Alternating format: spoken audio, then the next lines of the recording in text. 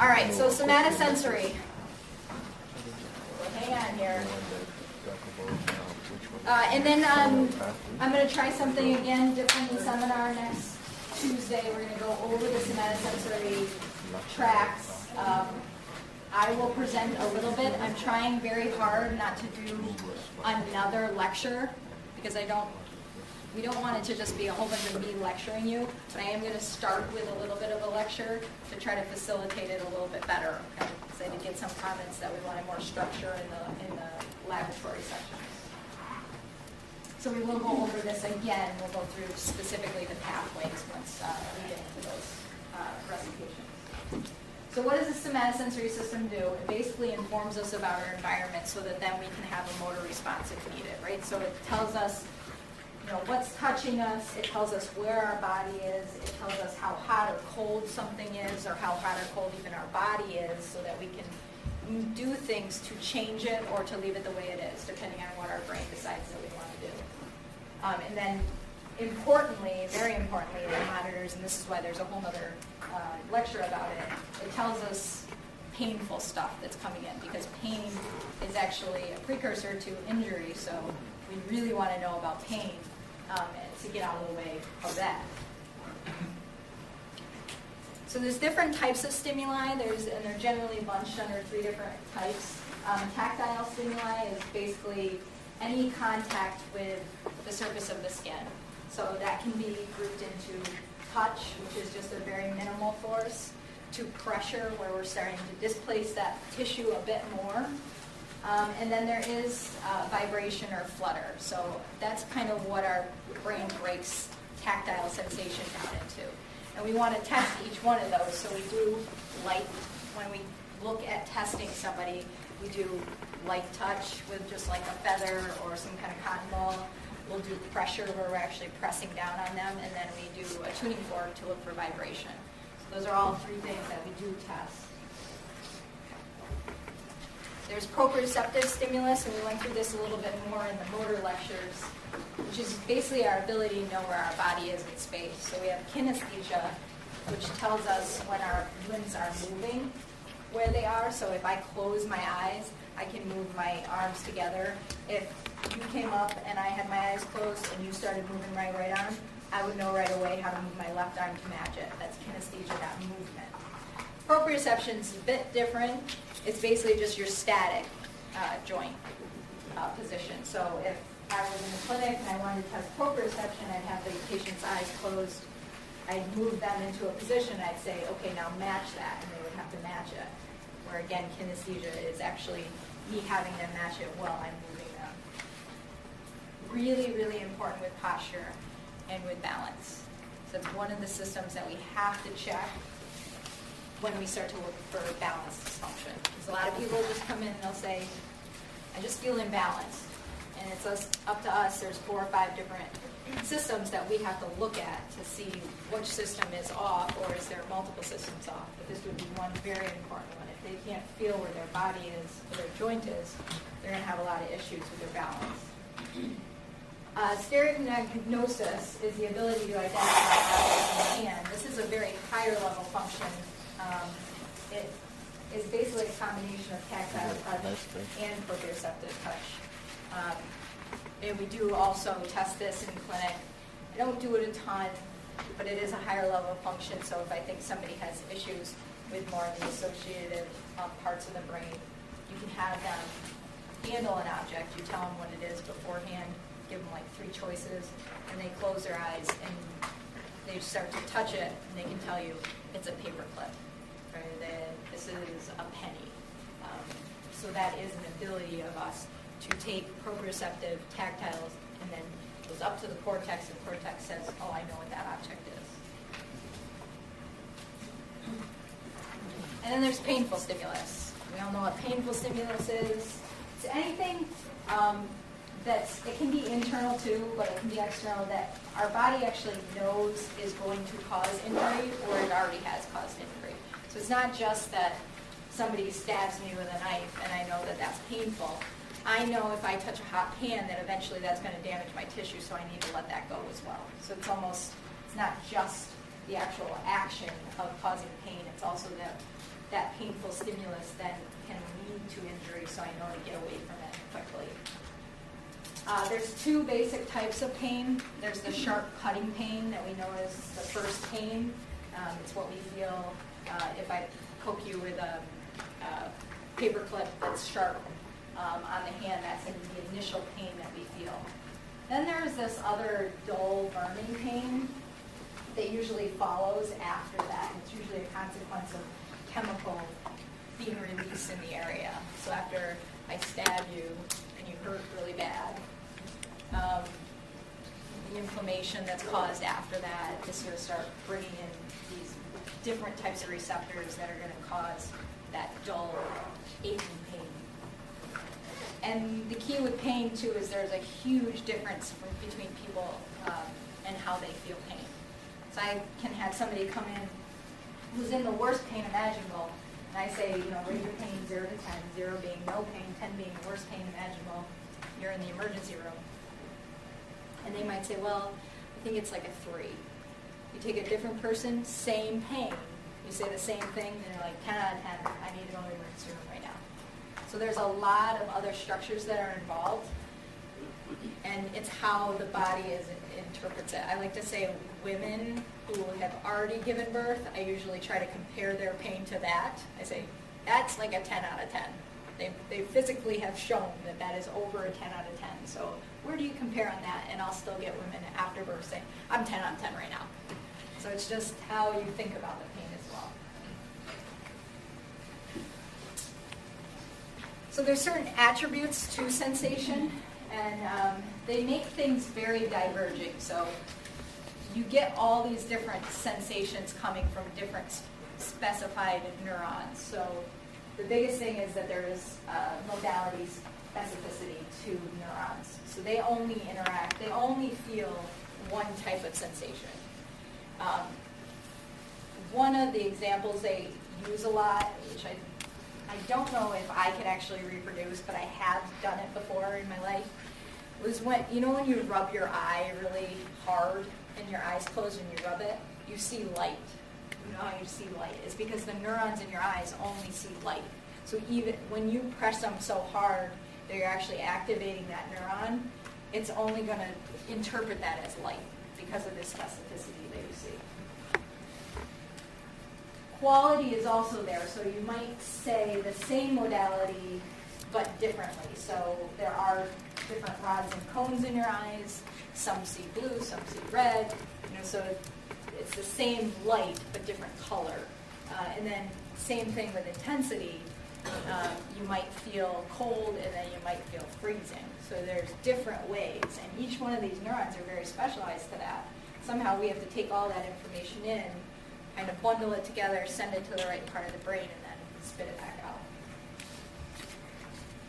out. Weber's law is just a law that is in neuroscience quite a bit that just states that the least perceivable increase in intensity of stimulus is called the just noticeable difference, and it's different for each sensation. So like I said, some neurons might more react to lukewarm water, where others react to the really hot scalding water.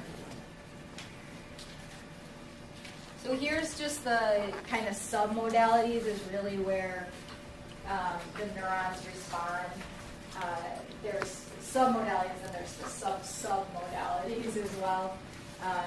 So touch, pressure, flutter, vibration, muscle length, muscle tension, all of those are really what those modalities specificities are. And we'll go through each type of sensor and what it actually does. There's also some attributes considering duration, so how long the sensation is felt for. My Siri must have reacted to my voice. If I say, hey Siri, it listens, so something must have sounded like that. All right, so the duration of the symptoms. So these are kind of things that we think about intuitively, but until you actually see it on the paper, you're like, oh yeah, I did know kind of that. So if we put on our shirt in the morning, we feel that shirt go on right away, but then throughout the day, we don't really feel the shirt on us. If we did, we'd it would drive us crazy if we constantly felt this pressure. But when we change positions and stuff, we might feel the movement across our skin, but then that dies down. And that has something to do with the adaptation response of that neuron. How quickly after the pressure does the action potential stop, or is it sustained? So something like pain is sustained, right? Because we want to feel it and it doesn't go away. But something like light touch, we don't want to really know what's going on all day, every day that's touching our skin. So we have an ability for that to go away. Yes? Is that what happens sometimes with anyone on the autistic spectrum that doesn't like clothes or anything? Yes, so they have a lot of, autism has a lot of sensory integration issues, so they may feel sensations more, they may not just integrate it into the brain as well. Sometimes I explain it like their brain's on fire sometimes, their synaptic connections are just always going, so they don't have that ability for those neurons to adapt and kind of slow down their action potentials, they're just firing at will. That's also what happens with like the chronic pain syndrome. And we'll go into that in the next lecture. And then there's a projection. So the sensation is actually perceived in the cortex. It goes through your cortex and it says, you know, I'm being touched on my right thumb, but you actually feel it in the right thumb. The cortex is saying that. It's projecting that feeling to the right thumb so that we can localize it. Cutaneously, we can do that really well. Fast pain, we can localize really well. The dull pain, the visceral sensations, we don't have an ability to really tell exactly where that is. That's why it's harder to deal with chronic pain in the clinic. Sharp, fast, acute pain, like getting your cervical nerve root compressed and you have this like awful shooting pain. You can tell the clinician, I feel pain right here, and it's going right down this way. When you have a dull, achy pain, it's like, well, in this general area, I just don't like when you touch there. You know, it's very hard for somebody to give you that lead, so you have to be a little bit better with your differential. Peripheral receptor fields have to do with like two-point discrimination a lot. So depending on how small the receptor field is, the more sensitive we are to that touch. So we have lots of really small receptor fields on our palm. So if you think of receptor fields as what the neuron can feel, so if I have my hand and I have all these little guys, and that's an axon, and I have all these little guys, and that's an axon, and I have all these little guys. So this would be on my hand. See all these axons that come off of that? So there's like 4 axons here. Then, like say for your back, there's all these dendrites like this. And 1 axon that comes off. And then all these dendrites like that. 1 axon that comes off. So here, for a little tiny area of my palm, I might have 4 axons that are representing. Here, for a giant wellness area of my back, I have 2. So, you know, when you think of axons that go up into the cortex, then you think of all the neurons that are then representing that area. So for little receptor fields, would there be a big neuronal area in the cortex or small? A big. So the smaller the receptor field is, the more we have in the cortex represented. And that's why our hand, you know, when we look at that map of the somatosensory cortex, you have that huge hand, the huge face, and the itty bitty like back and a little bit of the leg, because they're not represented as much because their receptor fields are so big. We don't have to feel as much on those. And then the receptor fields are really where I touch generates a generator potential, which is basically like our end plate potential, which can then generate an action potential if pressed hard enough. And so this guy might have this big of a receptor field, so anywhere I touch here, I'm activating that guy. But they do overlap quite a bit. So you might get a lot of overlapping of those receptor fields. And then they got a nice picture here. So again, here's on the hands. You have those little itty bitty guys, but every single one of those sends off an axon that are just as big as the next one.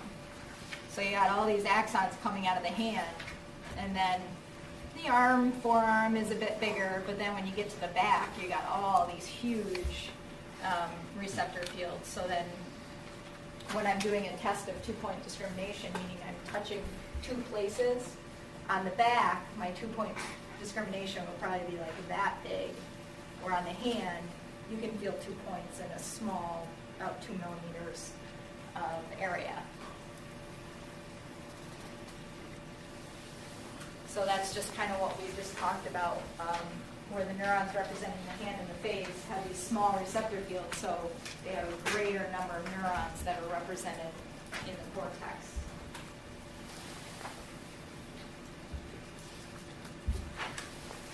And then they do overlap quite a bit. And then, like I said, the 2-point discrimination is less than 1 millimeter on the tongue. I never knew that the tongue was more than the hand. I always thought the hand was the most that you could feel. But apparently we need really good discrimination of our tongue. But then on the back, it's almost 40 millimeters. So you don't need to memorize those numbers in any way, but you need to know that they are bigger. And obviously when we get into neuro assessment and you're testing 2-point discrimination, you don't want to think that somebody's got a cortical issue if on their back they can't feel like 20 millimeters apart. You really want to be farther apart with that. So here's the adaptation that I was talking to that kind of goes with duration of the stimulus. So we have slowly adapting generator potentials that when you press, they don't necessarily go away. So you can continually feel that. A good example would be stretching. So stretching of the skin or the muscle. That doesn't go away, right? If you're laying down and you're getting a really good hamstring stretch, it's not like after 5 seconds you don't feel that stretch anymore. You're still feeling that. But if somebody lays a tissue on your hand about, I don't know, a couple seconds later, you probably don't feel that tissue anymore. So there's different types of receptors, and each one of them either has a rapidly adapting action potential, basically, or a slowly adapting action potential. And then lastly, just a definition to know is adequate stimulus is the type of stimulus for which the receptor has the lowest threshold. So again, these receptors are very specific to different types of touch and vibration or pain, but they can also be activated by other things at a lower level. So really the adequate stimulus is the one that they prefer. What is the one that sets them off the most? And then lastly, the last kind of definition you need to know is sensory transduction. So it's basically saying that there's a conversion of one form of energy to another. So when we're thinking about touch, usually when we talked about generating an action potential in our cortex to move my arm, it's always an electrical stimulation coming down through. But when we talk about touch, we're basically changing a mechanical force into an electrical force. So what happens is you have the tissue, you have these receptors or free nerve endings underneath the tissue, and the tissue around it helps to kind of condense that into an action potential by opening up what we call stress-gated channels versus chemically gated channels like we had in some of the action potentials that we talked about, where if we had enough sodium that came out, then it would start the action potential along. Now we're pressing, and that tissue around it is distorting enough that you're now starting to open up these channels that are reactive to that pressure, and then that changes it into an electrical action potential along the line. So we'll see that a little bit more as we talk about what are these receptors. But basically the transduction is changing it from a mechanical force to an electrical force. And the only other thing on this slide is to know is that the greater the mechanical force, so if I press lightly or if I press really hard, there is a difference in the depolarization. And then obviously the longer it's applied, there's a change, and depending on how that adaptation of that neuron is, it's either that you're going to feel that or that you're not. A good example there is with hair cells in the vestibular system. If I turn my head to the right, it's going to feel that initial velocity, that initial acceleration. But if I started spinning around at a set velocity, that would be adapting, and it would stop. You would stop feeling that. You wouldn't feel that acceleration anymore. You would get to a steady state where those hair cells were not activating anymore. So there's always some adaptation going on with those neurons.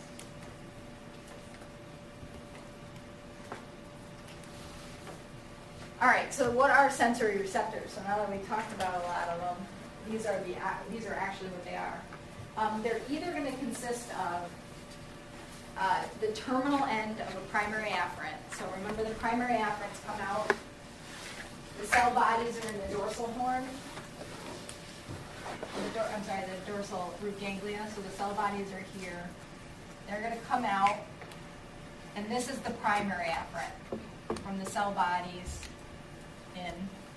And it's a pseudo-unipolar cell, remember? So you have the peripheral projection and the central projection. So this is all the primary afferents that are called. And they're going to terminate. So they're going to kind of branch off in all these dendrites. So a receptor can either be just them branching off into tissue. Those are called free nerve endings. Those aren't on this one yet, but those are just free nerve endings. Or they can actually be encapsulated with different types of tissue. So they're non-neural tissue, but they're kind of encapsulated underneath the skin. So if the skin's here. And then these kind of encapsulated tissues help to generate that action potential here by kind of collapsing on that skin and opening up those stress-gated channels. So they can be either encapsulated or just free nerve endings. There are two types of specialized cells in the visual system and the vestibular system that we talk about later.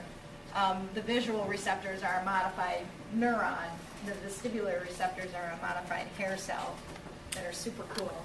Because I just really like the vestibular system, so you guys will know that inside and out. And again, they play a role in the receptor transduction process. So there's a look at a picture of a pseudo-unipolar cell. Again, here is the primary afferent nerve ending. This one happens to be encapsulated. You can see the encapsulation of the different tissue around it. And then that's going to travel up the peripheral process. Here's your cell body and the dorsal root ganglia. Here is starting into your central process, and then it's going to synapse in the dorsal horn of the spinal cord. These are the fun little guys in the vestibular system. Over here is the hair cells and the visual systems, which again we'll go over in better detail. They get their own separate lecture. You can classify receptors as either exteroceptor receptors. What can you guys know? And then interoceptors. Easy to know because extra meaning outside the body, intra meaning inside the body. So you can classify it that way. And then I like to classify them more as the functional types that they respond to. So you have mechanoreceptors, they respond to mechanical pressure. Nociceptors, which respond to noxious stimuli. And that can be, noxious stimuli can be a couple different things like we talked about. You can have that first acute pain, that's more pressure. You can have thermal burning or freezing, or chemical. So we can have the chemical reaction that causes inflammation within the blood vessels are releasing immune cells and causing different nociceptors to be activated. You can have straight thermoreceptors that respond to hot and cold stimuli. You can have straight chemical receptors that respond to chemical changes. And you can get those stretch receptors, which are mostly in the muscle and joint, but they're also, as you'll see, in a lot of the surrounding tissue as well. So these are the ones that are in the skin. Do you guys go over this at all in gross? I was wondering that when I was putting this together. You go over it in anatomy a little bit? Okay. So encapsulated receptors, again, are the primary afferents. And the primary afferents coming out. Okay. Primary afferents coming out, and then they're encapsulated in some kind of non-neural tissue. That's the important part. The tissue is just different types of collagen kind of wrapped around that are providing this little bulbous thing around the afferent endings. So then it transduces all of that energy into that afferent. And then there's uncapsulated cutaneous receptors, which can be the hair follicle receptors, which we'll go over today, the ones that are in the skin, not the ones that are in the vestibular system. Yes. Sorry, can you just repeat that sentence you said about what transduces? So the encapsulated ones are the ones that have the nerve endings that are encapsulated by some kind of non-neural tissue. And that non-neural tissue is basically there to help support that transduction. So it concentrates the force a little bit better onto that nerve. So the encapsulated endings you're going to see are a lot more localized. They're thicker axons, so they're going to get to the central nervous system a little bit quicker than the unencapsulated ones. The unencapsulated are your hair follicle receptors, so those are hair follicles on our skin, so not the ones in the vestibular system. There's also something called the Merkel complex, which is the only specialized cell that's just for sensation, and we'll go over what that looks like. And then there's just free nerve endings, which are everywhere, and why we feel a lot of pain. Same thing, this is just a nice table to kind of put it together, which is encapsulated, which ones, and then what do they cast, what sensations they cast. So we'll go through them in detail now. So Meissner corpuscles are encapsulated. They're found in hairless skin, so a lot on your hands, right? They consist of an elongated, encapsulated stack of flattened epithelial, so it's like this. Get my pen somewhere. So they're going to have more like this. So you have your free nerve endings coming up into this, and you'll have these layers of epithelial that's like this, and then these nerve fibers kind of come around them. So anytime you're pressing on this, it compresses all of those nerve endings and causes you to then depolarize those primary afferents.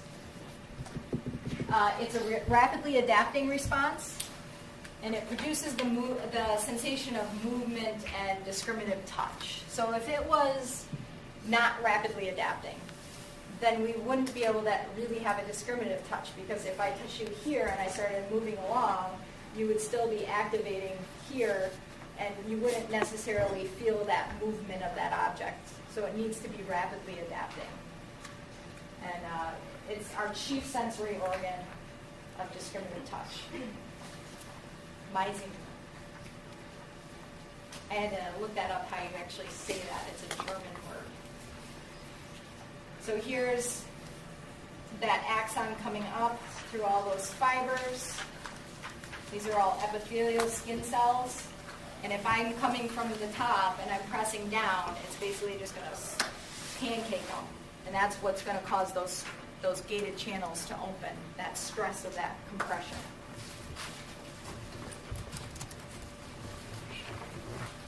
Pacinian corpuscles are also encapsulated, also rapidly adapting. They're the most widely distributed. You'll see them everywhere, and there's a lot of them.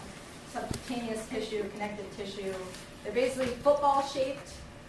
They look like a sliced onion when you look at them. And this time, the primary afferent sitting in the middle, and there's all these rings full of fluid that go around them.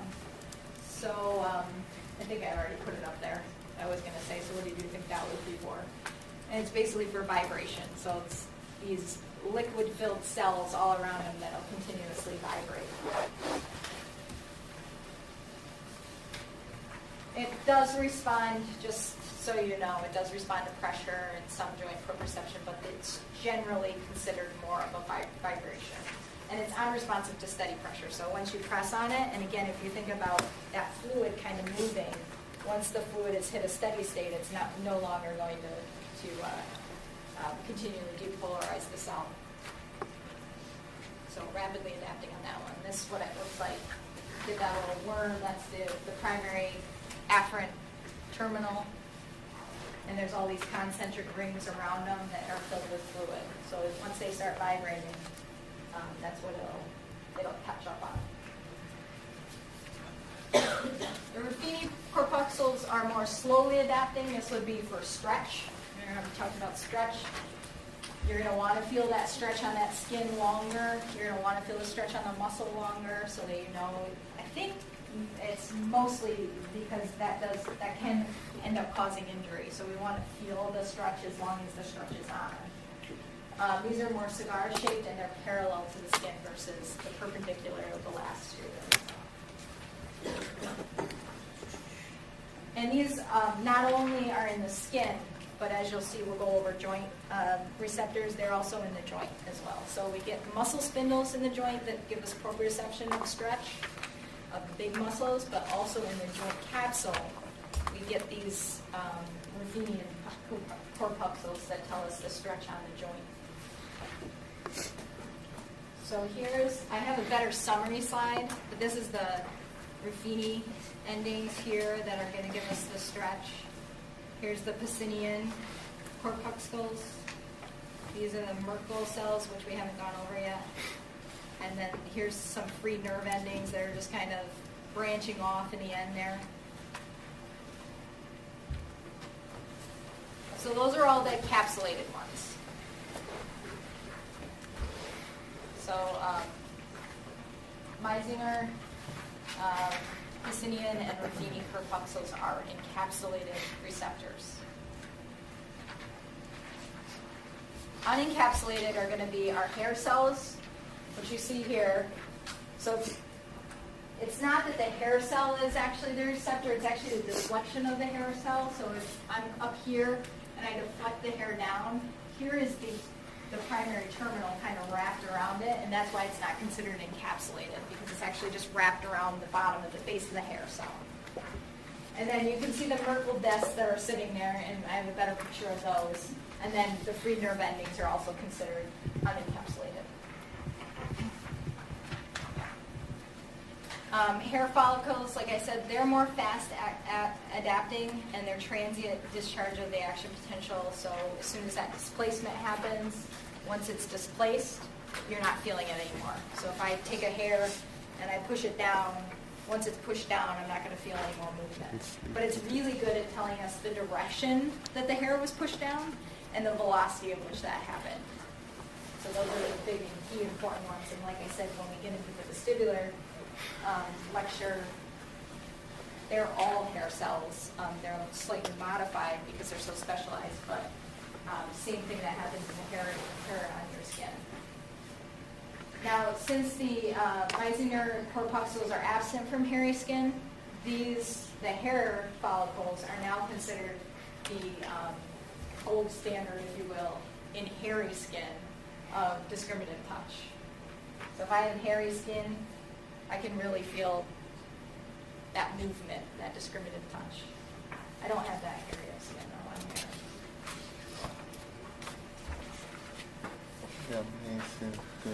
So the Merkel complex is, again, the Merkel cell is the only sensory receptor cell in the somatosensory system that's just for sensation of touch.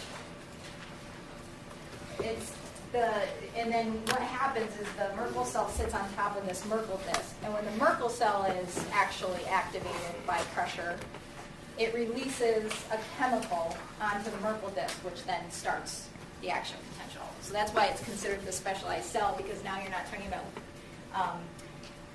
gated stress channels. You're now talking about an actual neuropeptide that's released and activates that. So with Merkel cell is why it's the only cell that does that. The Merkel cells also really adhered to the lining of the dermis. So if I'm sitting here, the Merkel cells are kind of really tightly packed on top, and the Merkel discs are underneath. So these are slowly adapting. So as that pressure stays there, that's always going to keep distorting that Merkel cell that's kind of adhered to the lining of the skin. And then this localizes tactile stimulus to perceived edges. So I know, again, this kind of goes towards that stereognosis that we talked about, where you can recognize objects. You need these Merkel cells to kind of tell you where the ends of the objects are. And you don't want that to go away, especially if we're holding something in our hand. We don't want that to be a rapidly adapting sensation. We want to be able to identify that object. And the way we do that is by the edges. So this is a funny cartoon of it. Here's the Merkel cell. Here's the Merkel disc. That's basically the terminal end of the primary afferent. And when that Merkel cell gets displaced, it's going to actually give you a neuropeptide, a chemical release, which is then going to chemically activate the Merkel disc. And that whole thing is called the Merkel complex. And then the easiest one to kind of picture is those free nerve endings that are just the terminal ends kind of adhered to whatever tissue they're in. They can be in muscle, they can be in joint, they can be in ligaments. They're just the ends of those terminal. And a lot of times they're mostly for pain, but you got to remember that pain also goes with a couple other sensations like temperature, and then crude touch, meaning not well localized touch. It's just like, I know it's there, but I don't know where it is. And then there is some tickle and itch as well. Tickle. I didn't even know that was going to be part of it. That's a sensation in and of its own. So here's a good little cross-section of, it's obviously a hairy cell, because you got the hair follicles that are coming down, and here's your primary afferent terminals kind of wrapped around the base of that hairy cell. That's for touch. The Merkel discs are kind of sitting here. The Merkel cells would be really lined right up underneath that epidermis, kind of just sitting there. Free nerve endings, you can see those kind of just go right up to the end to the skin. Ruffini endings here for pressure and stretch. The Pacinian corpuscles here for vibration. And then the Meissner corpuscles, again, for touch here. And those should really be in a non-hairy cell, but they kind of wanted to put them all together. So those would be more in a non-hairy tissue, where those hair follicles have their own way of doing the touch. So those are all in the cutaneous. Those are all considered cutaneous receptors. Then you have your proprioceptors that we went through in more detail with the motor lecture, so I didn't go into it in too great a detail, just kind of a review of these.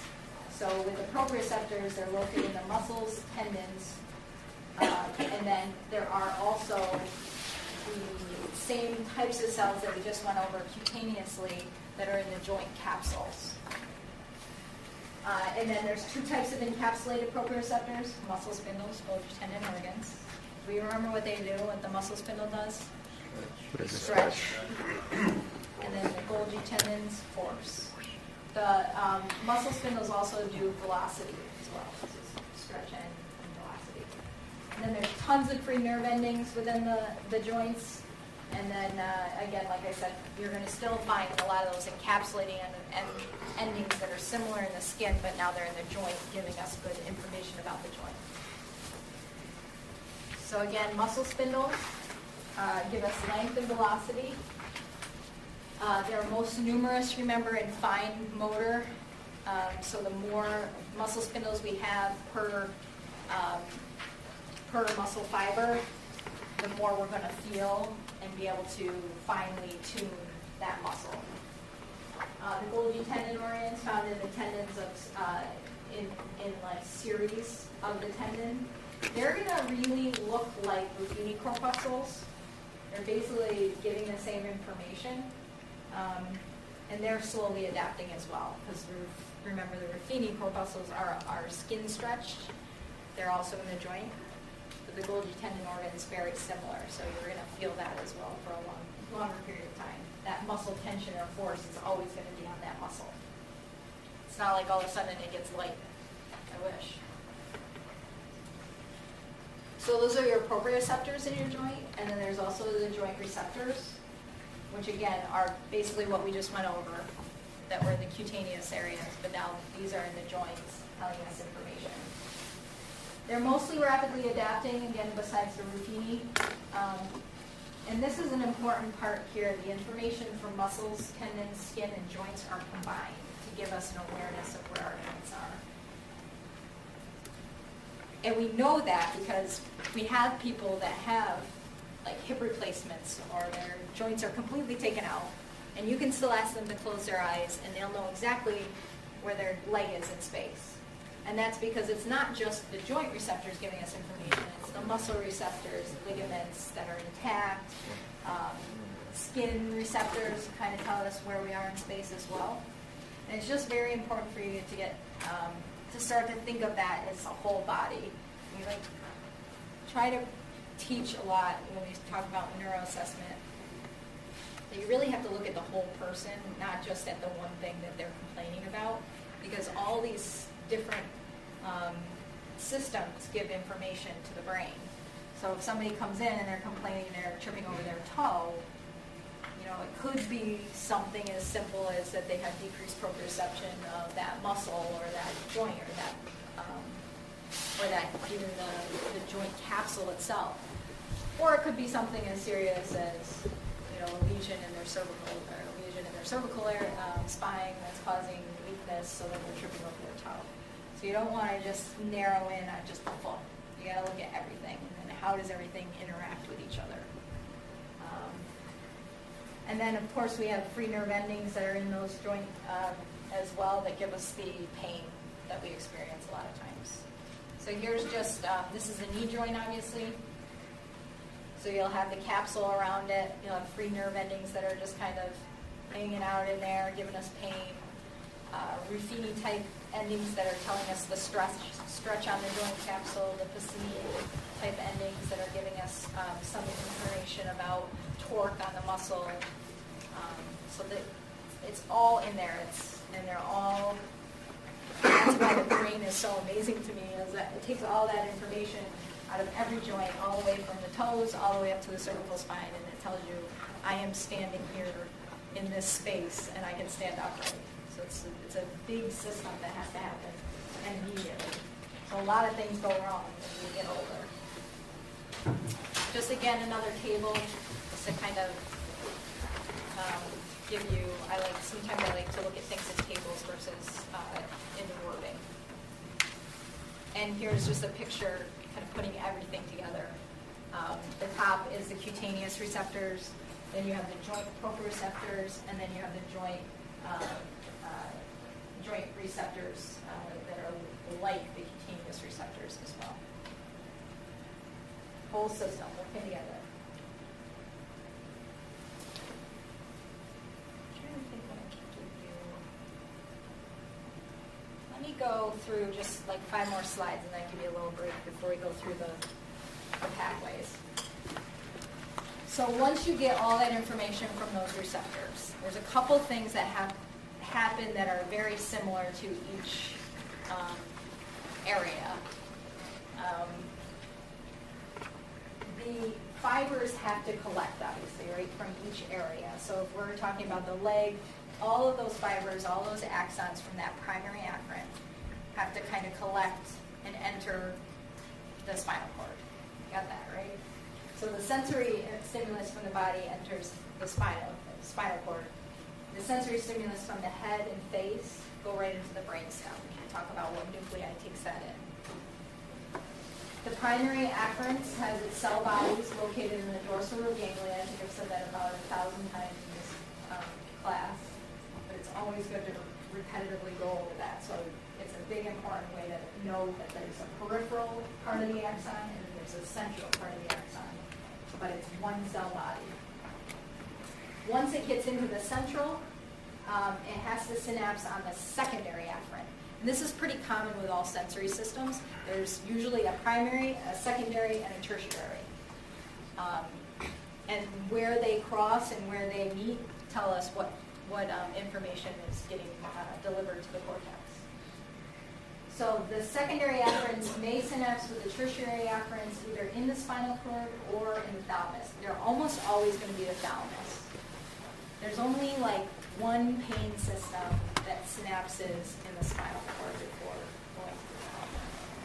We'll go over that in the pain system lecture, but mostly it's going to be the thalamus, and then that's where the third axon comes into play.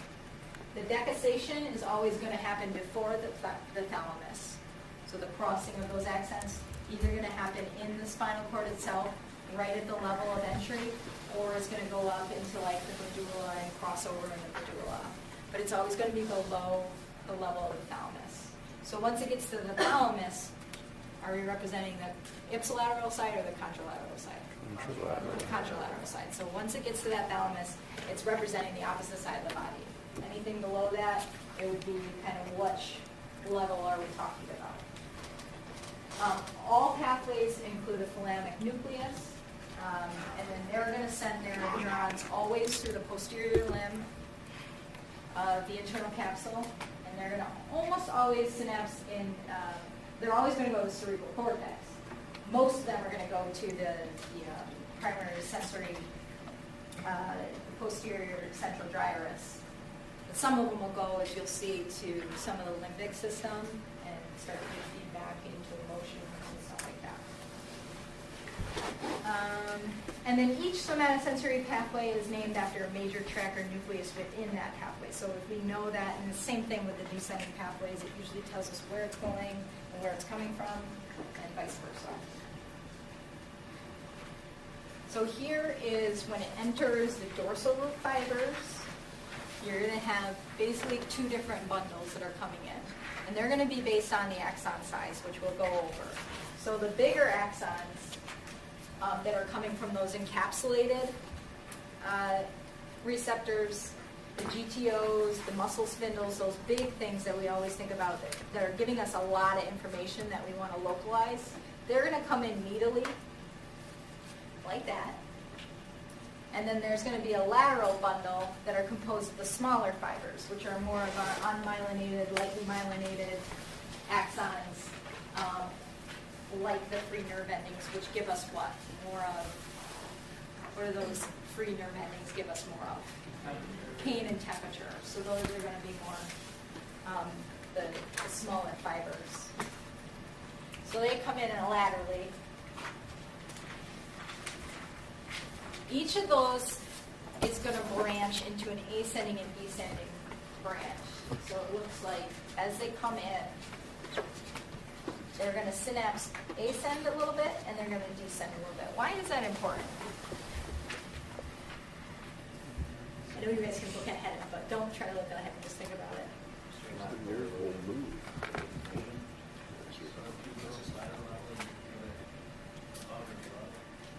Yes, so definitely important when we start to talk about spinal cord injury and what level they're lesion is, especially with the Brown-Séquard's sides.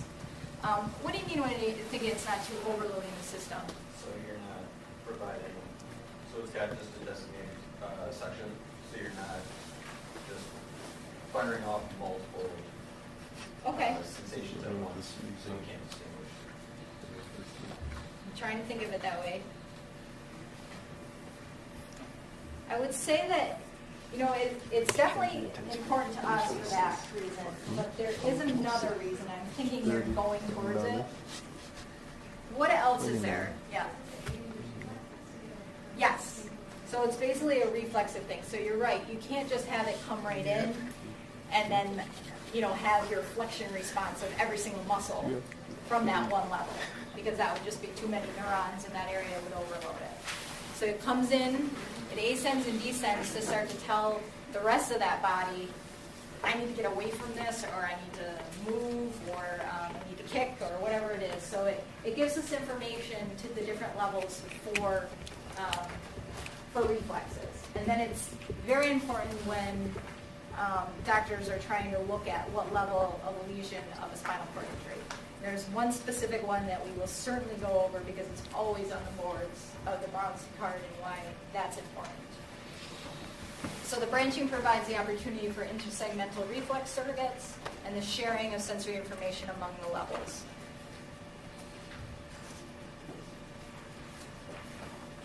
So the fibers of the medial bundle, so they don't synapse right in the dorsal horn. So once that primary afferent comes in, if it's coming in and it wants to go right to the brain, it's going to come right in and go up. It's not going to synapse in here. You're going to get a different thing that's going on in here. You might have an interneuron that's going to go out to our motor. But this one that wants to go right up to the cortex, so this is all going to be the primary. Still the primary. Still the primary. So that's going to go up the dorsal column, that medial bundle.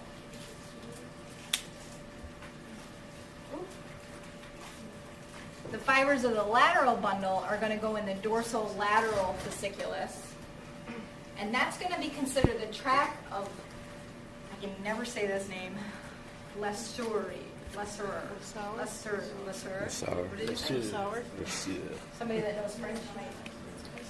And that's what that fiber bundle that's going to ascend and descend is called. So it's got its own little name, and that's going to go in that area. And it just goes through those short distances. So fibers thereby establish a synaptic connection with cells in the dorsal horn at the level of entry and at the levels below and above the level of entry. And then that's also important for dermatomes that are overlapping. And that's why it's hard when you have a spinal cord injury and you're like, well, this level of this dermatome should really be like L5, but you might get some overlapping from L3 that's kind of come down a little bit so I can feel it a little lower, but my motor level might be different. So you got to go on base on both of those when you look at spinal cord injuries, the motor level and the dermatome level. And then last, I just want to go through this one and then I'll give you a little break. So the pathways that go into consciousness, this is important. You have to get the atelencephalon cortex to know where things are touching you. So that's what in neuro, we always ask for localization. We never just say, can you feel me, touching you, because that only tells me that it gets to the thalamus. The thalamus can perceive touch, it can perceive pain, but it has to get to the telencephalon, which is the cortex, remember, to actually know where I'm touching you, so that I'm looking at that connection all the way up to the cortex, and I'm knowing that there's an intact cortex. When I ask somebody, where am I touching you, and they have to say, right thumb, left knee, whatever that is, instead of just saying, yep, I feel you, yep, I feel you. That, yep, I feel you, is more done in the musculoskeletal population looking at just dermatomes. Yep, So that's a good way. So ability of localization and quality of the sensation. And again, the discomfort associated with pain can be perceived at the thalamic level. And I'll actually, in the pain lecture, talk about thalamic pain and how severe it is if you do have a stroke and it involves the thalamus. And the last thing, just before I give you a little break here, we talked about the thalamus a lot, and I don't want you to memorize every single nuclei that's in the thalamus. There's about 20 different nuclei that goes there. But I do want you to be a little bit familiar with the ones that we're going to be talking about today. So I did put in a little bit of slides. So if you remember, the thalamus is basically the gateway to the cortex. Every sensory information besides the olfactory nerve has to go through the thalamus to get to the cortex. Basically, it takes all that sensory information, it condenses it, and it puts it into a readable output for the cortex to look at. It also is really important with sleep and wakefulness cycles, just as an FYI. These are going to be some of the nuclei that we're going to talk about. Again, I don't need you to memorize the nuclei. I just want you to be aware that when people talk about the BPL or the BPM, that they're talking about the nuclei that is bringing in the information from the head, from the body. And then the BP nuclei is specifically related to pain. Same thing with the intralaminar nuclei. That's also pain, but that's more pain, how we feel it emotionally. And then I did put in there, just for another FYI, some of the motor nuclei that we talked about. Just so when you, again, see them, or if somebody tells you the BPL, or BLP, DA, BL, that's why they're so hard to actually memorize, is because a lot of them, their acronyms are like exactly the same, just kind of turn a little bit. And then here's just a little picture of, I like this one a little bit because it just makes it a little bit easier, where you get your cerebellum goes in, basal nuclei, general sensory input, visual input, and then where the output goes to. But this is actually more of showing you where the nuclei are located. These are the ones that we'll be concerned about today. Are the VPL, which is coming in sensory information from the body. The VPN is sensory information from the head. The central median and the intralaminar nuclei are more of the pain information going to the deeper limbic emotional centers of the brain as well. So we'll talk about them when we go through the pathways. I just want you to be aware that that's what I'm saying when I'm saying VPL or VPM. Okay. All right, why don't you take let's say a 10-minute, no, let's do 8 minutes. Let's do a 10 after, come back and be ready. So you've got to go through other pathways.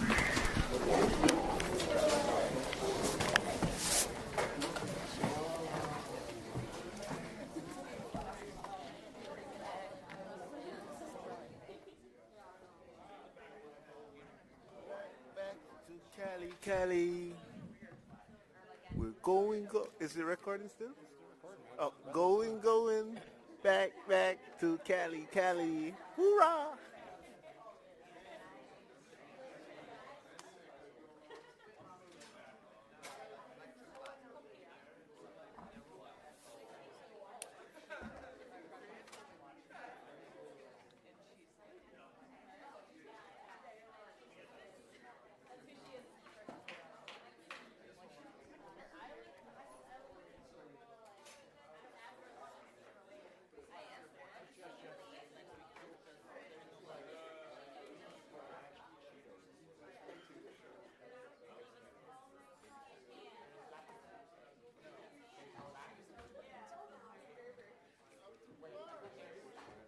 Speaking of what works for me.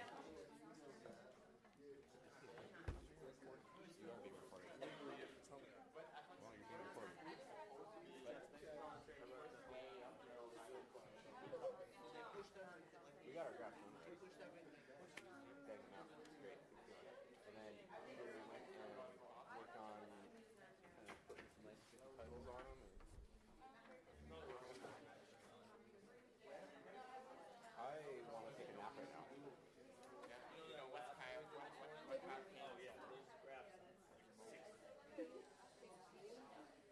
It's actually 57. When my class told me that they only were like, that was like 10 out of 10. That was like conscious. It's easy if you use Excel.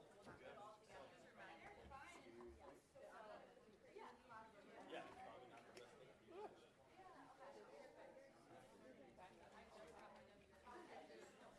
So, crazy story. Who's providing?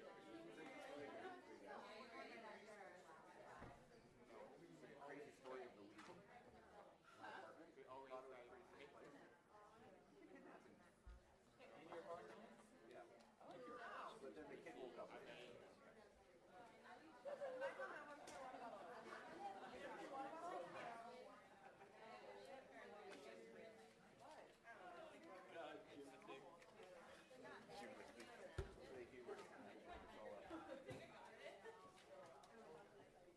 want some coffee instead. I don't think I I'm gonna run first. I don't think I Leader of the SPCA. The Overlord? Yes. We use this You have the option of voting someone.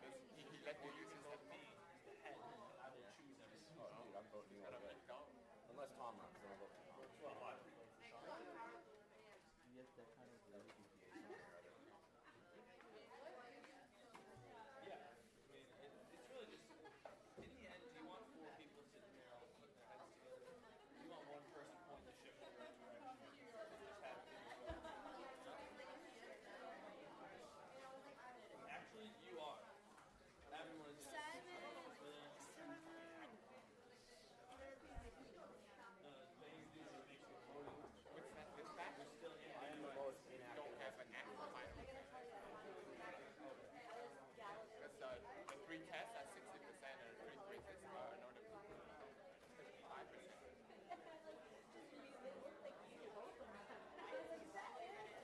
Is it obvious? Because I was out at the River Hampton Airport. It's hard. I swear to God. No, you. Swear to God. Swear to God. I was just trying. No, but I wasn't. Swear to God, I was not. Oh, so we were in Hampton, we were baseball team. And one of our players, his name was Sean Gordon, he's dating a girl who we like dated in 10. So we had all dated one day. So he was like, hey, coach, mind if I go sit with my girlfriend? So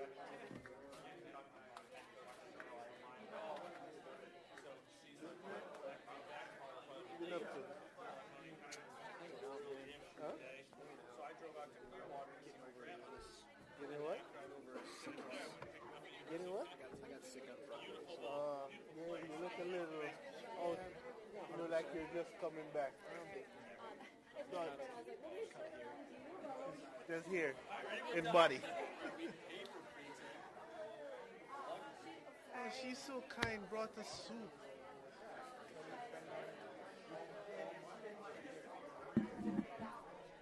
Sweet lady, won't you be my sweet lover for a lifetime? Huh? I'll be there when you need me. Just call and please receive me. Move to the left, Anna. Na na na. Move to the right, Anna. Ja ja ja. Move to the left, Anna. Na na na. Ja ja ja. Ja ja ja. That's the angel. He loved Moses. So we rock so and we twist so. And I'll be there. Everything you want me. Just call and you'll receive me. Is that on, Jim? It's muted. It's muted. So you can't hear me? I was hoping it was on so we could get the Korean Easter egg. It's not a toy, okay? I thought it was. Not a toy. Like one. It does kind of look like one, doesn't it? Yeah, I need food.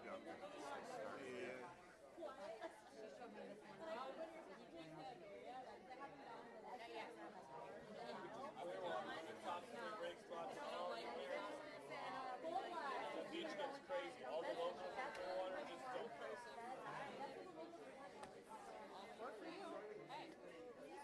Yeah, I mean, that's like, I'm talking like you're paying $40 for like 3 hours. There are that many people that try to stop.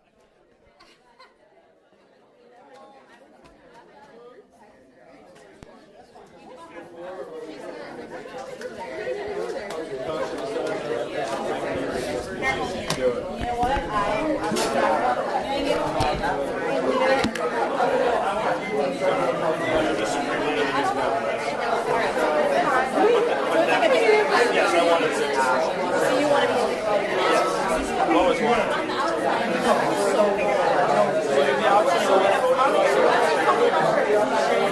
Jen, I like your pants. Thank you. They're very purple. It's the color of royalty.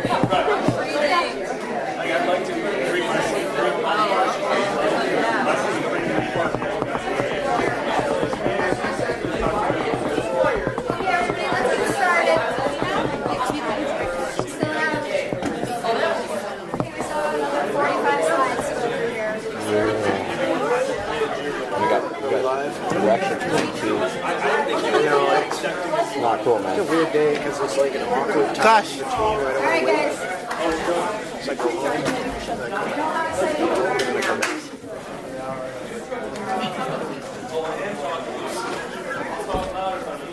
All right, so now that we've collected all of this information from our sensory receptors, we got to start processing it through these sensory ascending tracts. I will go through the most important ascending tracts for sensation, and then we'll go just touch on the spinocerebellar tracts as well, because they are ascending, but they're not necessarily sensory tracts. When we talk about the different information coming off of those receptors, we always talk about axon size, and then we name them. So I will want you to know these, because these are important for knowing what the information that is transferred is coming in, and we know that by the axon size. So group 1 and group 2, which we talked about in the motor unit, are from our muscle spindles and our Golgi tendon organ. So they're coming in from these proprioceptive information that's coming in. They're the largest diameter, and they have the fastest action potential conduction. So they're heavily myelinated, and they will get you that information very quickly. So they're good for our balance and coordination and stuff. Type C fibers are going to carry, and I'm not sure why I put it in this order, but type C fibers are going to carry our slow, dull pain.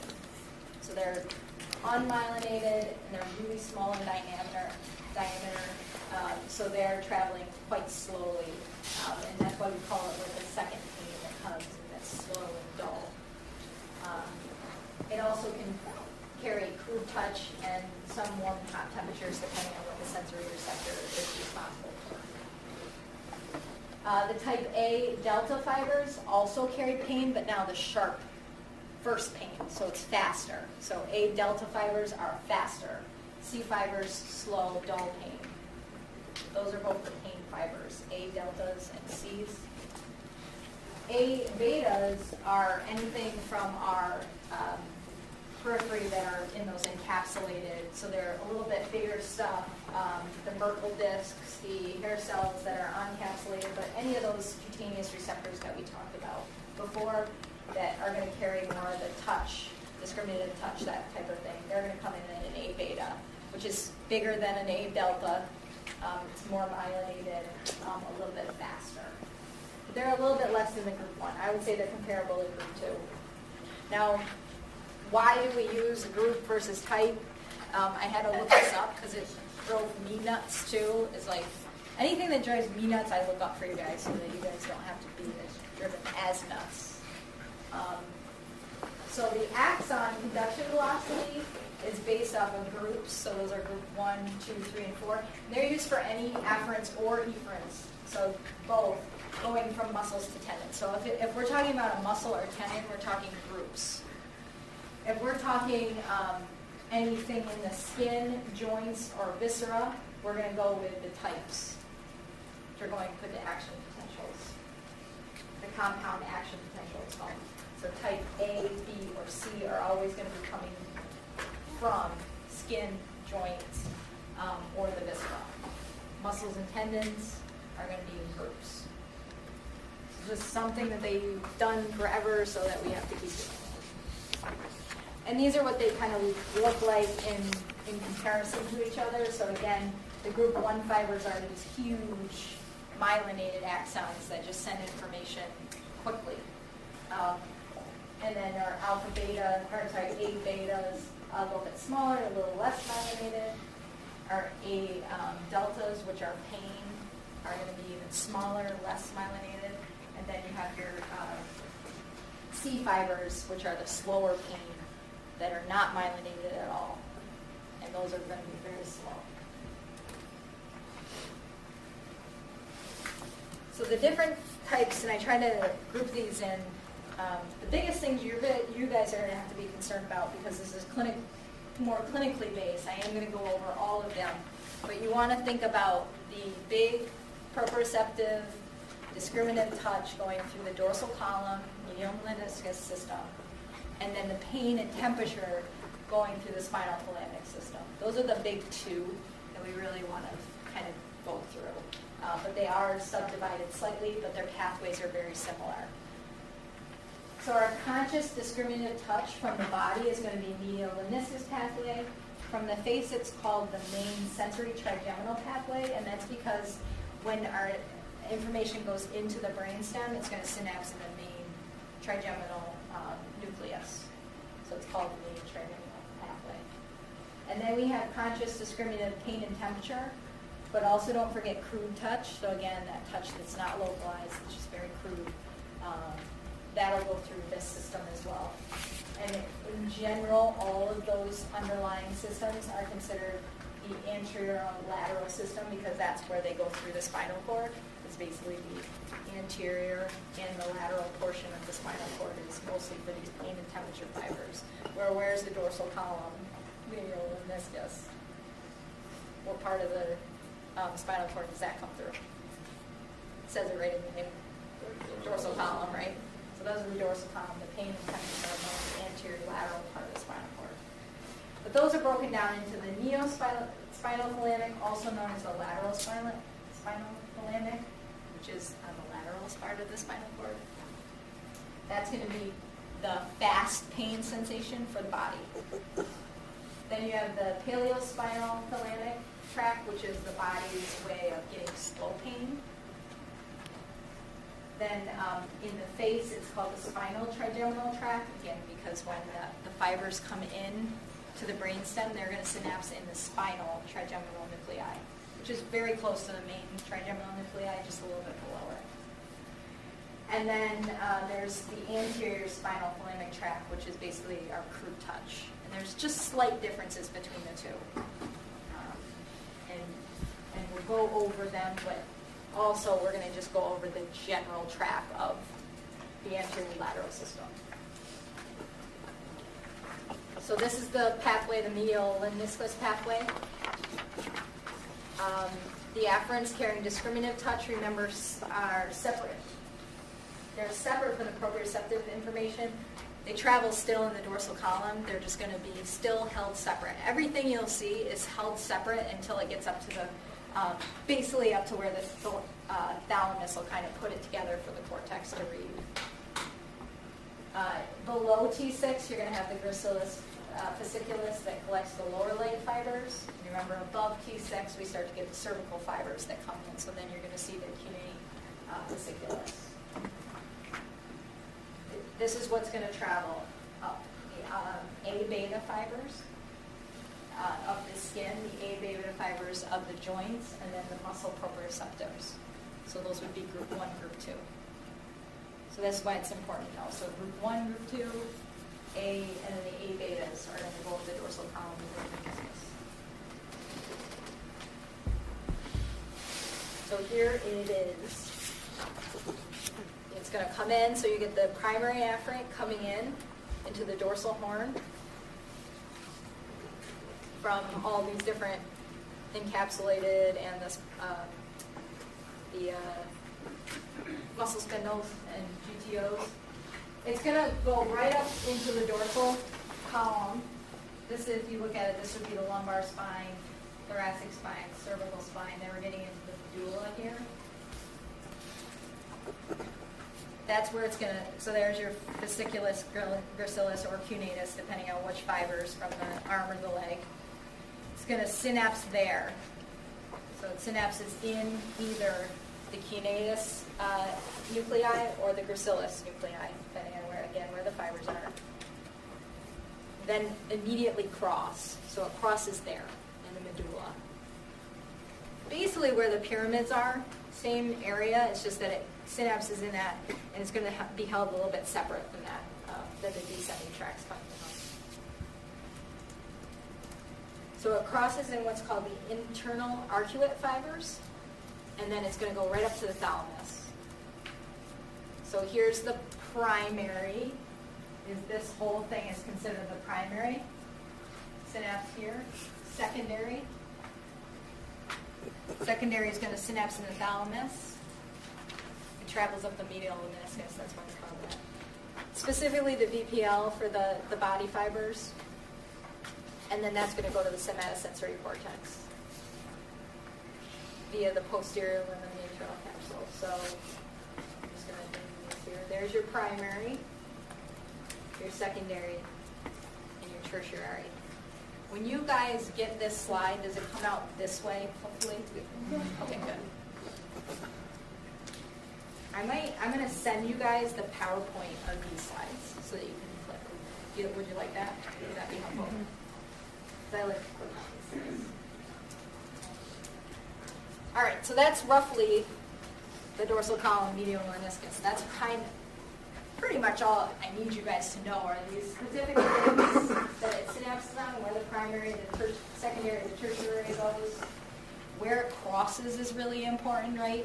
Because if we want to know if it's an ipsilateral or if it's a contralateral symptom, it depends on where it's crossing. This crosses up in the brainstem, so if it's below that body, then you're representing which side of your body, contralateral, ipsilateral. If it's below if it's in the spine, you're looking at ipsilateral symptoms, right? If it's up higher in the cortex, then we're still looking at contralateral symptoms. So here's just a picture of the body looking at it. And we can again see that it comes up, synapses, and then stays ipsilateral until it gets up into the brainstem, and that's where it crosses. And then again, don't forget, I know I've told you a million times, don't forget that it synapses where it's represented in the body, depending on how many axons are coming up from that particular area, depending on those receptor fields. The bigger the area is in the brain that's represented. Now the main sensory trigeminal pathway is basically the analogous of that dorsal column medial meniscus, but for the facial sensory information. So the facial information is going to come from the trigeminal, facial, glossopharyngeal, gives you the tongue, the vagal nerve gives you some of like the back of the ear. So it's just, there's 4 different nerves that really give you some sensory input. And they're going to all synapse in the main sensory trigeminal nuclei, which is then going to be the secondary afferent. Then those are going to decussate immediately, right at that level, which is the mid-pons. And they're going to go up to the VPM, which is a thalamic nucleus specifically for the face fibers. And then that's going to go to the placentral gyrus of the parietal lobe in that lower part. Here's just a nice picture of that kind of shown in a cartoon. Sometimes I like the cartoon just a little bit better. So here's your A beta fibers coming in, but you can also get some proprioception from the jaw as well. That's going to come in synapse right on the main sensory nuclei and immediately cross. So that's mid-pons area. Yeah. Is this the path of what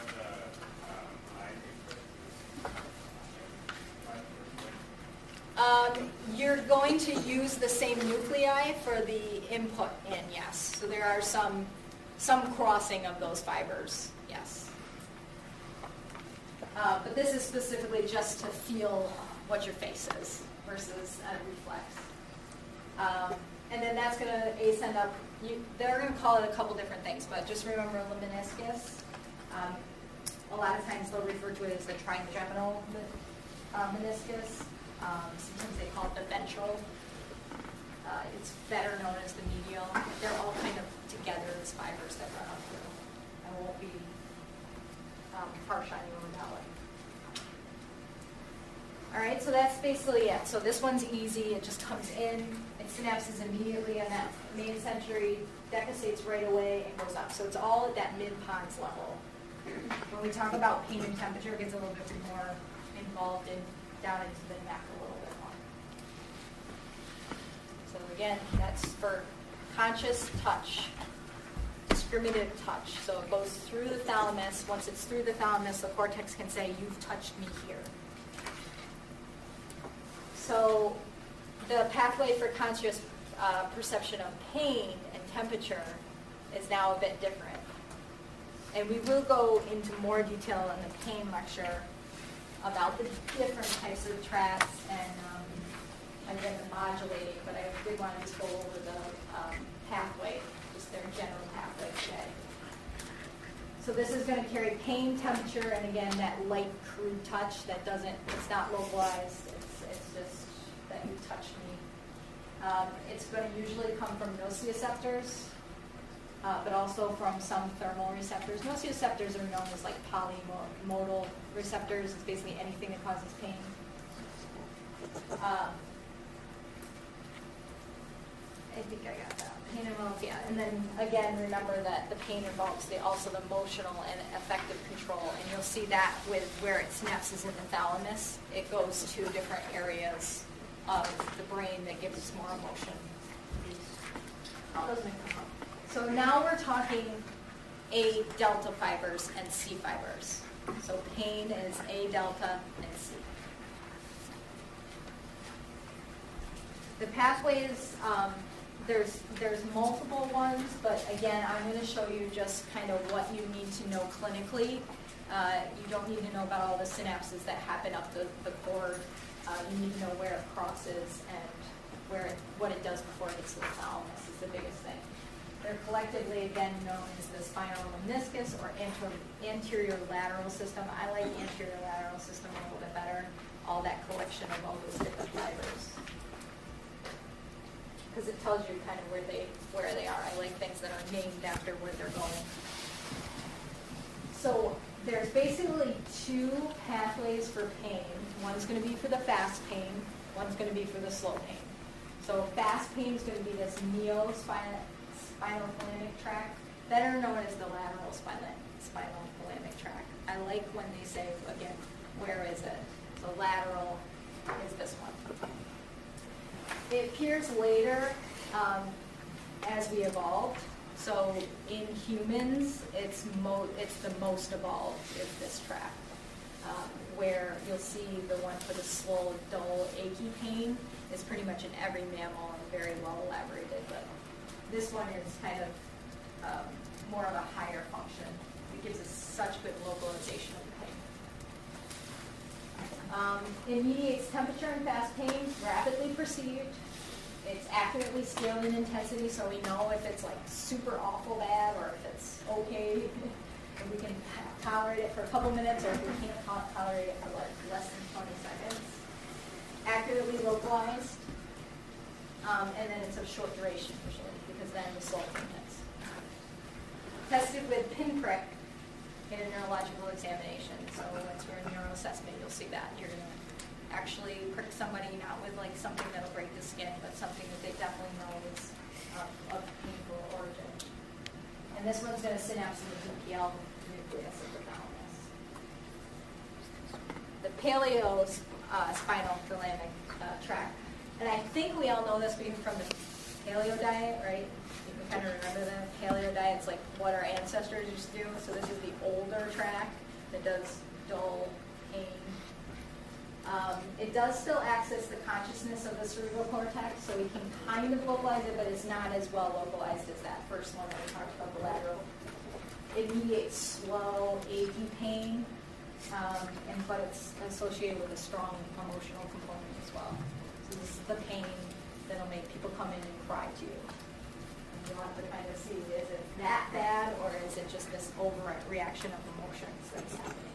And this one's conveyed by the C fibers. So the slower the pain again, the smaller the axon on my tract.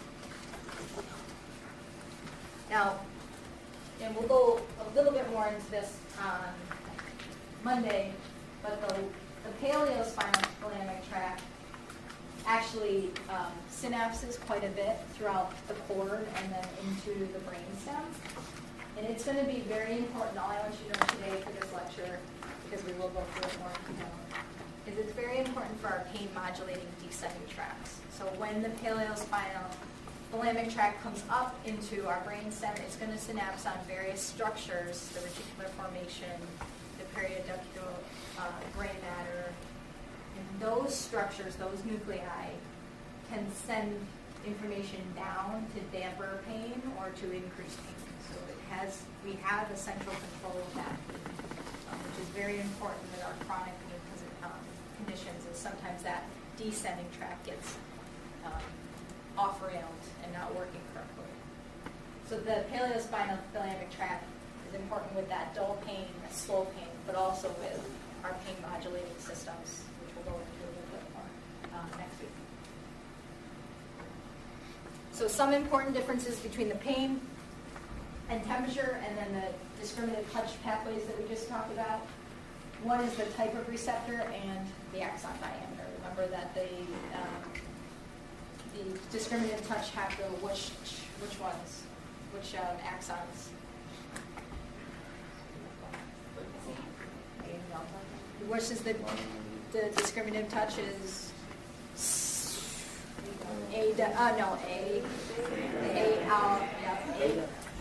A beta and group 1 and group 2. Group 1 is from the muscle spindles. Group 1 is from the muscle spindles. Group 2 is from the Golgi tendon organs. I'm sorry. Group 1 is muscle spindles, Golgi tendon organs. Group 2 is muscle spindles of different type. And then we have the A beta fibers. And those are just the discriminative touch. In the pain and temperature, we have only the A delta and the C's. Important to know that distinction. Also, the location of the secondary afferent is going to be you'll see the decussation happens in the spinal cord versus up in the medulla. And then there's multiple pathways that initiate the descending pain modulation activities from the brainstem. You don't have that with discriminative touch. We don't have anywhere that it goes elsewhere besides just to the thalamus. So again, remember that when the lateral bundle fibers of the A delta and C come into the spinal cord, they're going to go up and down one segment. This says 1 to 2 segments. For the boards, it's 2. It's always 2 segments above. And that's, again, important for that Brown C cards, which we're going to go over in seminar. So here it goes. It's coming in. It's going to synapse right away, decussate, go over to the other side. It crosses in the anterior white commissure. Remember, that's the bundle right below the gray matter here. So it'd be right across here. It's going to come in, decussate, and then come over.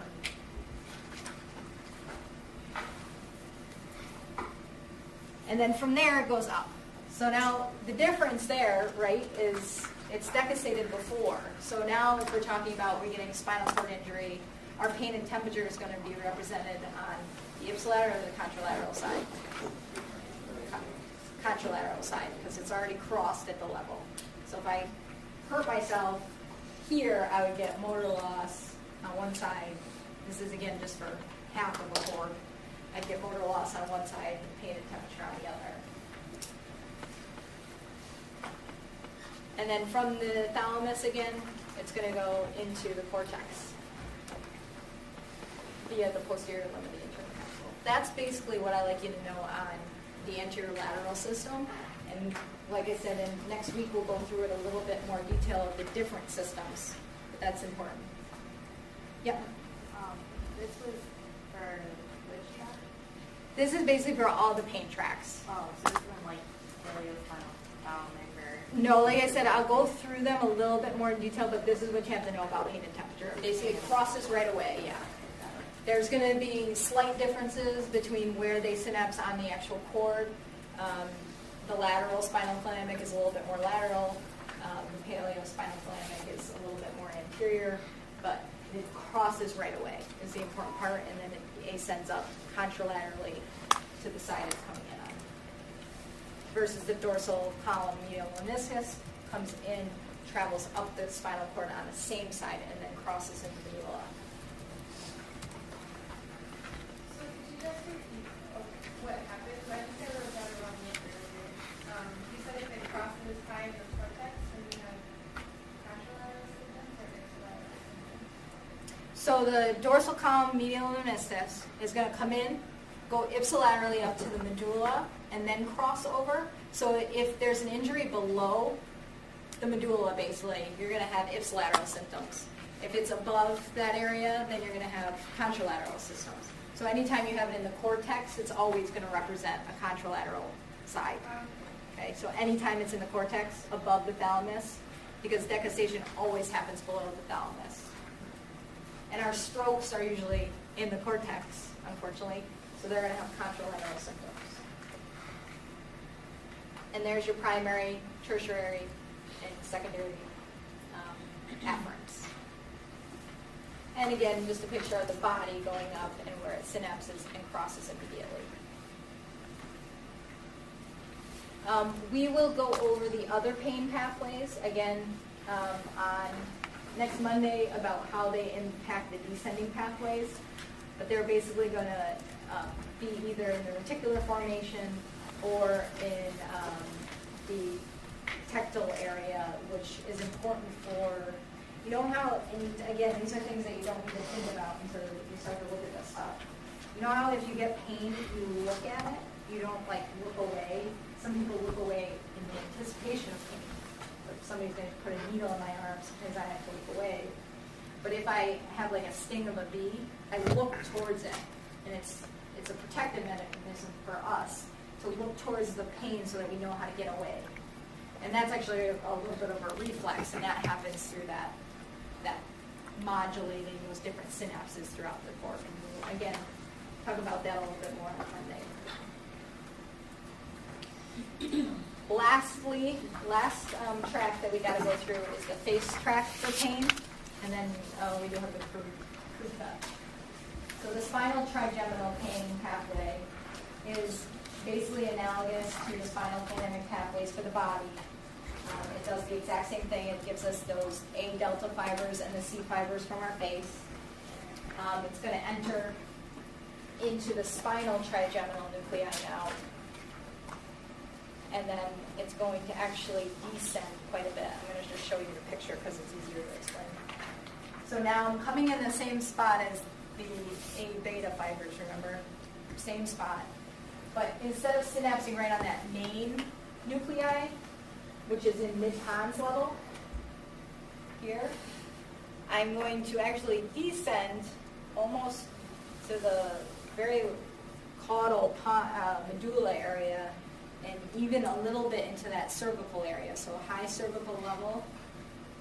It's going to synapse down there and then cross over. So why would that be important to us to know?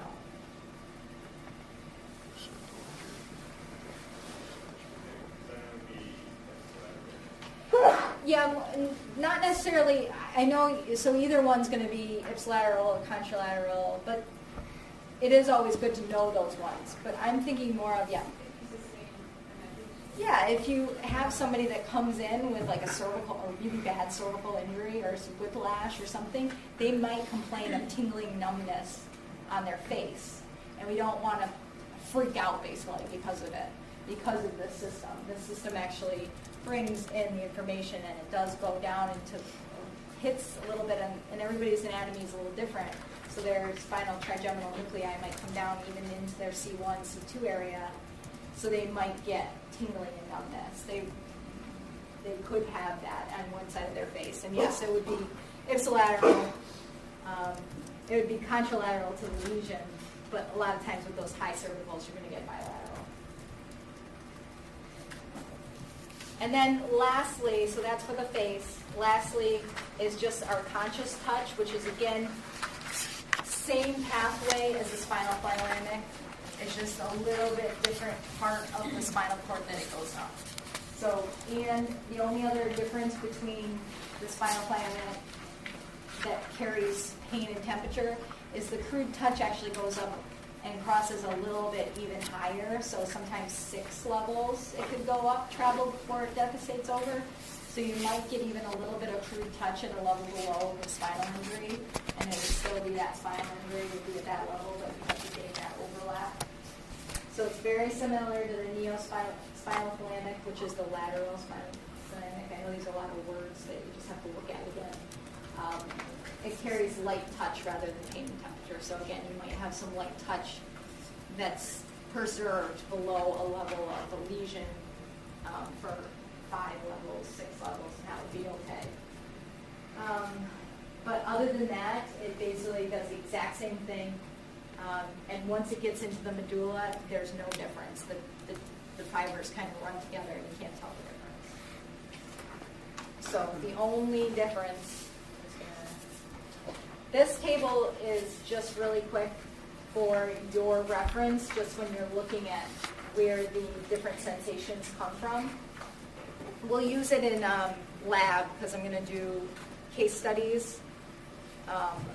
And I'll ask you kind of what the level is, so we'll have this out to kind of use, but I don't need you to totally memorize it. If I'm having trouble like localizing a person when I'm testing them, then I go and grab a sheet that tells me exactly where things are. I'm just going to show you real quick on here. So this is why they just name them differently, is because once they cross over, you're going to have the ventral spinal thalamic, you have the lateral spinal thalamic tracts. So that's why they just name them a little bit differently, but they cross over the same right away or within two levels, and then they go up to the same place. So all I want you guys to know is that all of those fibers come in, they decussate within 1 to 2 levels and go up to the VPL, where the dorsal column is different than that. I got time? I think I got time to go through. I'm going to end with the spinal cerebellar pathways, and then we'll pick up with the somatosensory cortex next lecture. So the spinal cerebellar pathways are, again, they're not considered sensory pathways, even though they are bringing sensory information up to the cerebellum. So these are not going to the thalamus. They're going to the cerebellum. If there's a lesion in these trackways, you're not going to see sensory problems, you're going to see motor problems, because now you're not giving the cerebellum good information where your joints are in space, where you're getting touched, and you're going to see more cerebellar signs if they're injured in any way. There's 3. They all travel up the dorsal column, and they go into the cerebellum on the ipsilateral side. So these ones represent the ipsilateral side, just like the cerebellum is always ipsilateral, ipsilateral, ipsilateral, because again, the cerebellum is below the thalamus. There's the posterior that carries the proprioceptive information from the lower body, and then it enters via the inferior cerebellar peduncle. There's the cunocerebellar, which is easier for me to remember because of the cunate nucleus, so cunocerebellar is arms. Again, C8 to C2. Then the anterior cerebellar pathway is a little bit of different pathway. It actually goes up into the superior cerebellar peduncle, comes down, and then it still crosses back over. So it's what they call a double cross pathway, and it ends up still on the ipsilateral side. So just these ones I will not be asking specifically their tracks, other than you need to know that they represent the ipsilateral side of the body. I'm not going to go through and test you on these tracks. But they're good to know that they're there. So the posterior comes up. It's going to synapse in what they call the nucleus of Clark. That's found only in L3 to C8. So if it's below L3, it's got to travel up the dorsal column into synapse on that nucleus of Clark, and that's how it knows then to go to the cerebellum. And then, like I said, it goes through the inferior cerebellar peduncle. The cunocerebellar pathway is going to be the exact same thing, but for the cervical region, the upper body region. And then here's the double track of the anterior cerebellar pathway. It's going to synapse in these things called the border cells. And then from that synapse, it's going to decussate over. It's going to travel on the opposite side of the body, all the way up to the superior peduncle. Once it goes through the superior peduncle, it's going to decussate again to terminate in the ipsilateral cerebellum. And I always think anything like that is really for preservation of function. So we always want, it would be great if everything had a collateral system, right? If one side is knocked out, you still have some fibers that have traveled from the other side going up and cross back over versus always going on one side. Yeah. How does that correlate with the cerebrospinal fluid? This gives information to the cerebellum. Then the cerebellum can take that information and then talk to the rubrospinal tract. So depending on what is given to it, is how its output is. So that's why these tracts, if there's problems in it, show motor function issues. Because the cerebellum is basically refining motor plans. It's not doing anything for the sensory system, but it needs that input to refine the motor plans. The biggest diagnosis with spinal cerebellar tracts is Friedreich's ataxia, and you might see this out in the clinic. So this is it's a genetic disorder that basically injures the spinal cord. It's a demyelinating of the spinal cord and peripheral nerve. But in particular, it really loves those spinal cerebellar tracts. So that's why it's actually called Friedreich's ataxia versus just Friedreich's disease, because the primary symptom is they're very ataxic. And the ataxia comes specifically from the spinal cerebellar tracts being affected. And then it also can affect the dorsal columns as well, so you can get some sensory loss. So not only are you ataxic, but you're also got decreased sensation of your legs. So they usually end up in a wheelchair and eventually are wheelchair bound. And they have a good life expectancy, but it's not a normal life expectancy. So it is something that is a big problem, but we see it a lot in our clinic. I've actually seen about 4 of these, and that's pretty common. I consider any neurological disease that I see more than like twice is common to me. So I like have all these fears in my life because I see all these like very rare diseases, but to me they're common. So I'm always like, don't jump on that trampoline. I see too many spinal cord injuries from trampolines. I'll be like the worst mom. So with that, I'm going to end there because then we go into about 7 slides of the sensory cortex. So we'll pick that up on Monday.